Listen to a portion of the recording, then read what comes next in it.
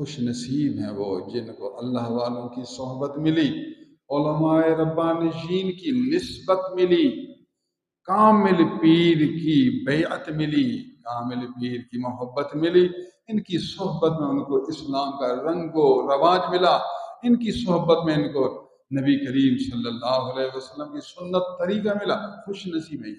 الحمدللہ یہ خانقاہ رحیم آباد قرآن و سنت کے درس کے لیے ہے، نبوی شریعت نبوی طریقہ کے سبق کے لیے ہے۔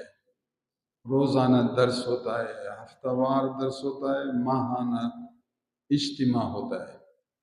آپ کو دعوت ہے، کل نہ پرسوں اتوار ہے، ظہر تا اثر خانقاہ رحیم آباد میں ماہانہ اجتماع ہے۔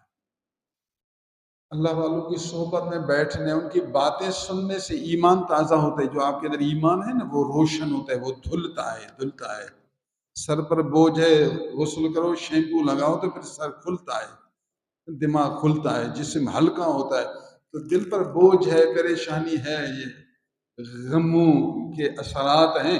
آپ اللہ والوں کی مجلس میں آئیں گے، ان کا دل عرش عظیم سے جڑا ہوا ہے، ان کی مجلس میں یہ فائدہ ہوگا، آپ کا دل دھل جائے گا، دل دھل جائے گا، بوجھ کم ہو جائے گا، ایمان تازہ ہوگا، سکون پیدا ہو جائے گا۔ آپ بھی تشریف لائیں، اپنے رشتہ داروں کو، اپنے یہ مٹھائی رشتہ داروں کو کھلائیں، یہ مٹھائی اللہ والوں کی مجلس والی مٹھائی اپنے رشتہ داروں کو کھلائیں۔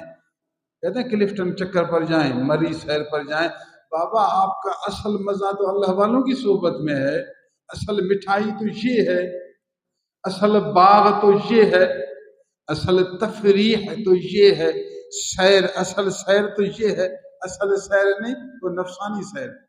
یہ بھی ہماری اسلام کی کمزوری ہے کہ ہم اصل سیر کو چھوڑ کر نقل سیر کو اصل سیر سمجھ بیٹھا، دھوکے میں آیا، پیار اس سے کرنا تھا اس سے پیار کر بیٹھا۔